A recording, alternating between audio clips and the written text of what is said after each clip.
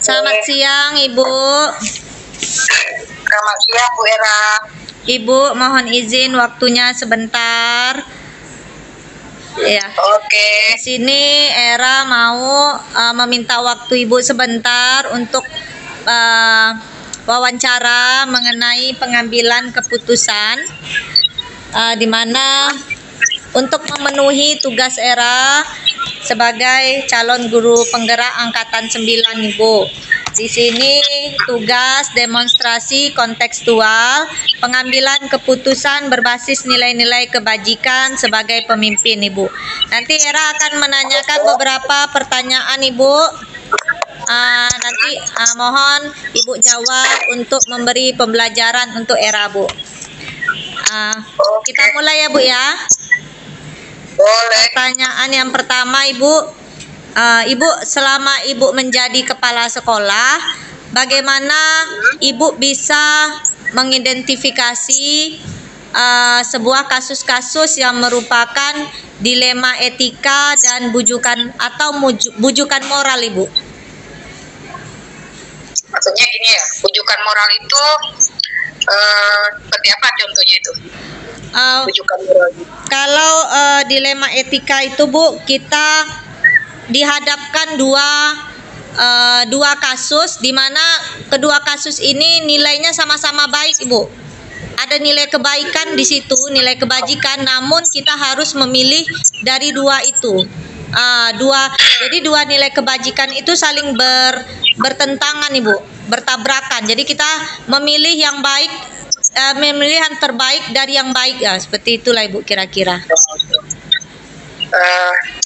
Yang pernah terjadi dalam selama di kepala sekolah itu terjadi, Bu Era. Jadi kalau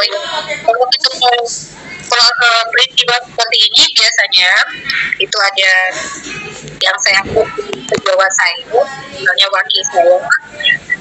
Kemudian kami berdiskusi bersama tentang kasus ini. Kemudian nanti kami lihat secara detailnya kondisi kita, lalu nanti setelah diskusi beberapa tim pengembang sekolah, biasa saya ikut serta bersama tim.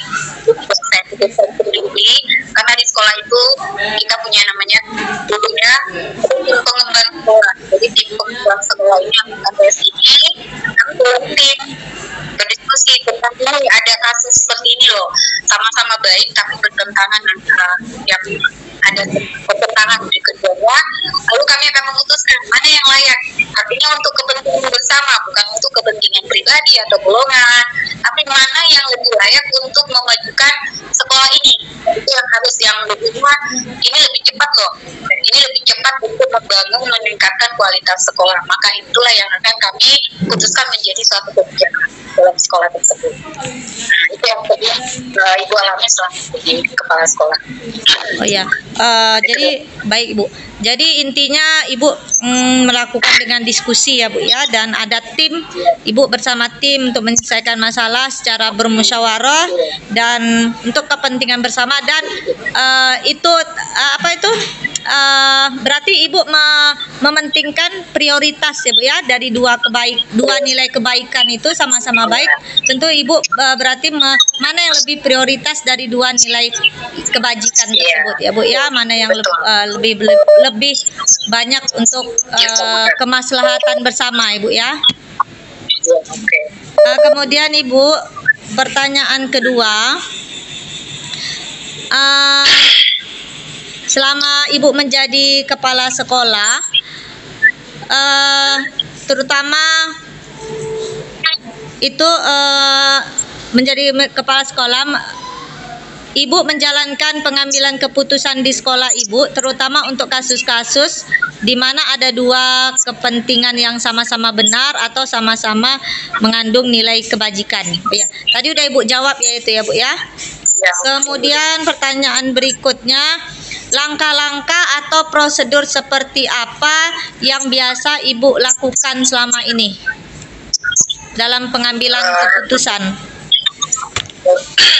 Jadi biasa kalau mengambil keputusan itu paling, artinya saya tidak boleh ambil kebijakan sendiri dalam memutuskan sesuatu apapun di dalam sekolah. Jadi artinya itu tadi, saya tetap membangun suatu sistem yang dimana saya punya tim, itu tadi tim pengembang sekolah, dan ini salah satunya ada di dalamnya ada komite sekolah yang berperan di situ. Jadi adanya perwakilan orang tua ikut saya libatkan di dalam tim pengembang sekolah, sehingga mereka ini membantu bagaimana sekolah gitu. Jadi tidak hanya tim dari dewan guru, perwakilan dari dewan guru, kita juga menyertakan dari kesiswaan, artinya siswa perwakilannya.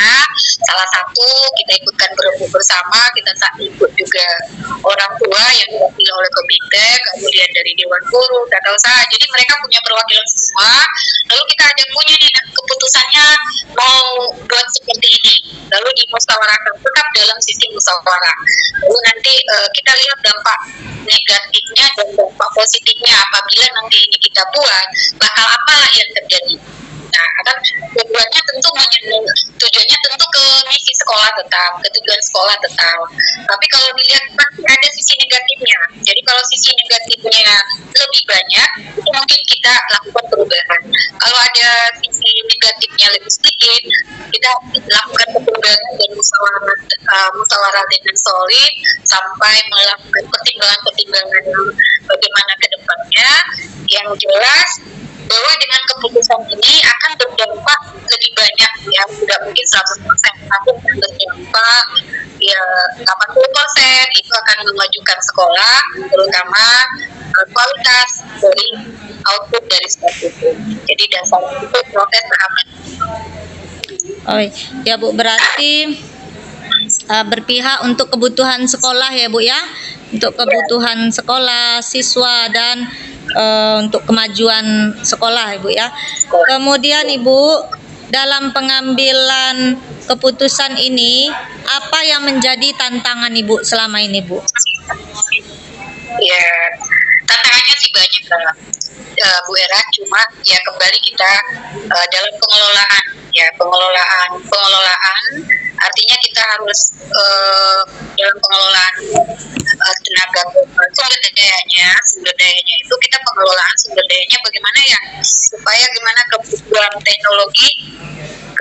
teknologi yang sekarang ini salah satu tantangan, terutama untuk para guru-guru kita yang sumber dayanya sudah senior lah, yang melek dengan yang artinya kurang tentang IT ini, itu tantangan pertama. Tapi bagaimana menyikapinya, kita harus berdiskusi kembali ke tim pengembang sekolah yang harus kita libatkan, bagaimana ya caranya kita berunding kembali dan meminimalis tantangan itu, sehingga tantangan yang sekecil apapun itu tidak menghambat proses pencapaian misi sekolah yang biasanya misi sekolah ini tahunan.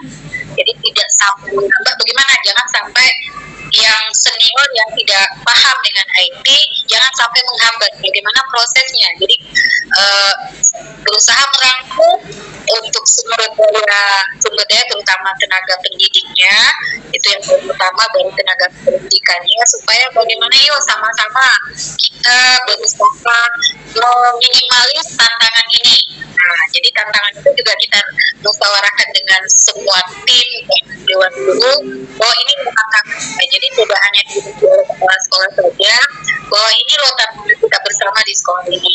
Bagaimana caranya supaya ini tidak menjadi penghambat kemajuan sekolah dan tidak menghambat amanah kita sebagai pendidik, tenaga kependidikan, terutama juga pemimpin. Jadi itu karena yang pertama adalah yang paling sekarang ini tantangannya itu. Ya, jadi yang menjadi tantangan itu teknologi ya Bu ya, sama pengelolaan sumber daya, bagaimana kita menyatukan pikiran untuk menuju visi misi sekolah Ibu ya. Kemudian Bu, apakah Ibu memiliki tata kala atau jadwal tertentu dalam penyelesaian kasus Ibu? Atau apakah Ibu langsung menyelesaikan, begitu ada kasus Ibu langsung menyelesaikan di tempat, atau memiliki jalan untuk penyelesaiannya Ibu? Ya, Tergantung kasusnya Bu Era. Jadi kalau memang kasus itu segera, memang harus membutuhkan waktu yang memang kita harus segera menyelesaikan, Ibu biasanya segera menyelesaikan, tetapi dalam proses penyelesaian itu juga Ibu tidak bekerja sendiri. Artinya tetap saya melakukan musyawarah tetap dengan tim yang sehingga bagaimana caranya ya untuk sama-sama menyelesaikan itu kalau kasusnya kasus yang memang harus segera disegerakan, jangan sampai berlarut karena kalau kasus ini nggak disegerakan itu akan berakibat berbahaya untuk proses pembelajaran semuanya. Tapi kalau ada kasus yang memang perlu diselesaikan dalam tahapan waktu tertentu, ya biasa kita punya jadwal. Artinya jangan sampai kondisi itu berlarut-larut dan tetap diselesaikan dengan jadwal yang mungkin sampai proses belajar, tetapi kita ambil kesepakatan. Artinya kesepakatan dengan kasus yang terkena kasus, kita kesepakatan kapan waktu yang bisa berdiskusi bersama untuk menyelesaikan kasus itu, sehingga kasus itu juga tidak menghambat proses pencapaian tujuan pembelajaran di kelas atau tujuan sekolah tentunya. Jadi kita ada kasus yang memang waktunya harus sesegera, tergantung daripada kasusnya. Yang jelas penyelesaian kasus itu tidak saya selesaikan sendiri, tetapi saya berdiskusi mungkin dengan dinas pendidikan apabila itu memang sudah berat. Jadi kita tetap berdiskusi dengan terutama dengan pengawas dulu. Jadi dengan pengawas sekolah, setelah itu pengawas sekolah, ya mungkin pengawas sekolah nggak bisa lagi ini masalah terlalu berat, kita naik ke atas ke dinas pendidikan. Itu terakhir. Tapi sampai selama ini biasanya Ibu sampai di tim pengembang sekolah, nggak sampai ke pengawas. Jadi pengaduannya itu tidak sampai ke pengawas, kami usahakan secara kekeluargaan menyelesaikan masalah. Jadi artinya tujuan kita menyelesaikan ini supaya kita bisa kita sudah bisa menyelesaikan masalah itu secara mandiri di dalam sekolah, yaitu otomatis sudah menunjukkan kedewasaan dari para sumber daya yang ada di sekolah. Jadi nggak perlu ke mana-mana, kita usahakan secara musyawarah, secara kekeluargaan bahwa itu bisa diselesaikan di dalam rumah sekolah itu sendiri. Itu cara. Baik Bu. Untuk pertanyaan berikutnya Ibu, ada tidak faktor-faktor yang selama ini mempermudah Ibu dalam pengambilan keputusan Ibu? Selalu ada Bu Era, saya selalu ada. Artinya seberat apapun masalah, ya dan itu terlalu kita alami faktor-faktor kemudahan itu, dan salah satu ini dari orang tua juga. Di balik kesulitan pasti ada kemudahan, di balik kemudahan pasti ada kesulitan. Itu konsep yang selalu saya pahami dan saya terapkan, bahwa bila ada kemudahan pasti ada kesulitan di baliknya ada kemudahan. Jadi konsep itu bolak-balik dan percaya gitu ya. Jadi faktor-faktor itu selalu kembalinya bahwa tantangan apapun dalam hidup ini kembali ke yang Maha Penciptanya. Jadi sejauh apapun, seberat apapun itu, bahwa kita sudah punya perjalanan hidup yang sudah diatur yang di atas, tidak ada hal yang tidak mungkin kita lalui. Artinya tidak mengandalkan kekuatan sendiri, kita tetap mengandalkan Maha Pencipta kita, karena kita diciptakan dalam perjalanannya selalu taat dan kehendaknya, ya rasanya itulah salah satu mempermudah perjalanan secara pribadi, dalam keluarga juga dalam pekerjaan selama menjadi akan jadi kepala sekolah Bu Era. Betul Bu, setuju sekali Bu. Ini Bu, pertanyaan terakhir Ibu. Selama Ibu menjadi kepala sekolah dan pengambilan keputusan, pembelajaran apa yang bisa Ibu petik dari pengalaman selama ini? Cukup banyak Bu Era, cukup banyak. Jadi selama Ibu dari 2017 sampai tahun ini 2024 Ibu masih dipercaya jadi kepala sekolah, pengalamannya cukup banyak ya. Setiap sekolah ada 3 sekolah yang sudah Ibu pimpin, masing-masing punya keistimewaan. Artinya sejauh apapun bahwa jabatan itu kan hanya sementara Bu Era. Artinya jabatan itu hanya sementara. Jadi saya berharap siapapun jadi pemimpin tetap, ya saya rendah hati itu penting. rendah hati itu penting. Kita tidak perlu melebihkan, ini jabatan saya harus dihormati, saya harus disegani. Jadi saya, pengalaman saya itu tidak harus ya, selalu kepala sekolah itu atau jadi pemimpin itu harus diwahkan, lalu harus dibawakan. Jadi itu saya mencoba dari 3 sekolah ini menjadi teman bagi teman-teman, teman curhat. Jangan sampai ada berusaha membangun suatu sistem kekeluargaan, bagaimana seorang ibu dengan kakak, seorang ibu dengan anaknya. Jadi tetap berusaha untuk menjadi motivator bagi semua orang, semua guru yang semua siswa, dan juga berusaha bagaimana lebih kita itu lebih baik loh dari saya seorang kepala sekolah. Saya harus lebih hebat dari saya, siswa saya harus lebih dari saya, dan itu pengalaman, dan saya cukup bahagia. Beberapa teman sudah berprestasi, dan itu kebahagiaan saya buat sekolah. Kalau Bu Era di SMP 1 Moral itu, Bu Era mungkin kenal di Reni, ya memang salah satu kebahagiaan saya kenapa sampai saat ini Bu Reni sehat. Yang dulunya setiap waktu satu dengan kurikulum saya, dia sering sakit. Lalu dengan pekerjaan yang saya kasih ke dia, dan selalu dia saya ikut jadi macam cobaan. Ternyata dorongan saya untuk dia maju, dan hari ini dan sampai saat ini saya bahagia dengan prestasi yang dia raih. Demikian juga di sekolah 2 Berau Barat itu ada Bu Stella, Bu Apa juga tahu bagaimana Bu Ella dalam kondisi keluarga yang baru menyusui, melahirkan sampai sekarang ini jadi guru penggerak yang hebat.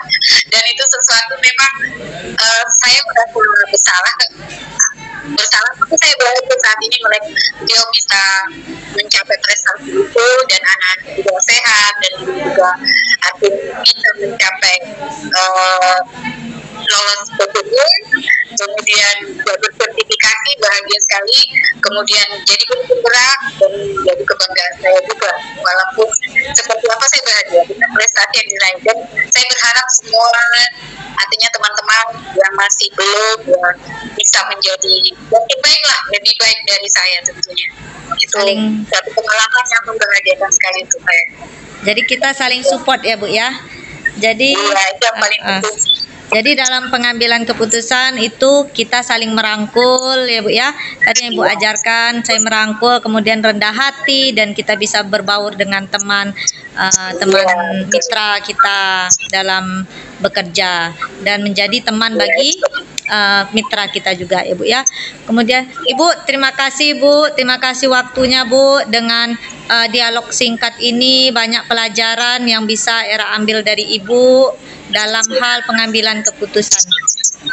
Terima kasih ya Bu. Semoga bermanfaat Bu Era. Selamat, sukses selalu. Amin. Sukses selalu anak Bu ya. Ya, semoga Ibu sehat selalu. Era akhiri, selamat siang Bu. Terima kasih ya Bu Era, sukses.